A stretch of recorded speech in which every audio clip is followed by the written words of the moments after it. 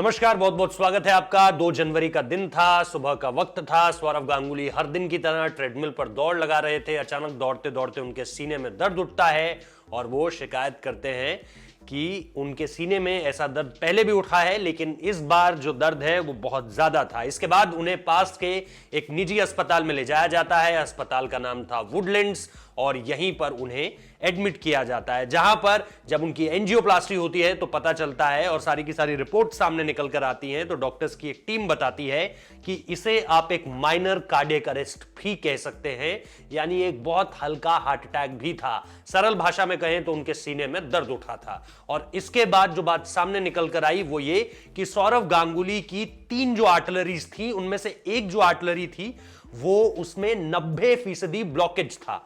और इसी 90% ब्लॉकेज की वजह से वो जो दर्द था उठने का एक अहम कारण यही था कि वो जो ब्लॉकेज था वो लगातार परेशान कर रहा था और इसीलिए ये दर्द उन्हें पहली बार नहीं उठा था बल्कि रह रहकर उठता रहता था। तो ये सारी की सारी खबर थी। अब इसको लेकर के पिछले 2 दिनों से वो अस्पताल में है, डॉक्टर्स के ऑब्जर्वेशन में है।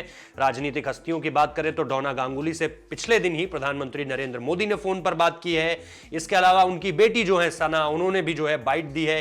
अब बाइट देने का मतलब ये होता है कि आप मीडिया के सामने आकर बताते हैं कि सौरव गांगुली की सेहत अब कैसी है। और इसके साथ साथ जो पश्चिम बंगाल के राज्यपाल हैं जगदीप धनखड़, उन्होंने भी सौरव गांगुली से मुलाकात की और उन्होंने बाकायदा बताया कि जैसे वो कमरे के अंदर जा रहे थे उस वक्त पे उनके दिमाग में बहुत सारे ख्याल चल रहे थे कि दादा पता नहीं कैसे होंगे, दादा यानी सौरव गांगुली। और इसके बाद जब वो अंदर पहुंचे तो दादा को एकदम मुस्कुराते हुए पाया। इसके अलावा ममता बनर्जी भी उनसे मुलाकात करने के लिए पहुंची हैं, क्योंकि पश्चिम बंगाल में चुनाव भी नजदीक है और सौरव गांगुली से बड़ा कोई चेहरा नहीं है जो पश्चिम बंगाल को एक साथ कर दे।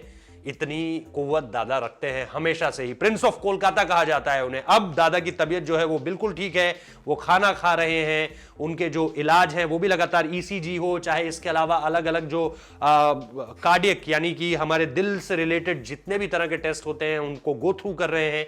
अगले 24 से 48 घंटे उन्हें डॉक्टर्स के ऑब्जर्वेशन में रखा जाएगा और उसके बाद दादा घर आ सकते हैं। बीसीसीआई की कुर्सी पर एक बार फिर वही बैठेंगे निश्चित तौर पर। अभी तो फिलहाल यही खबरें हैं।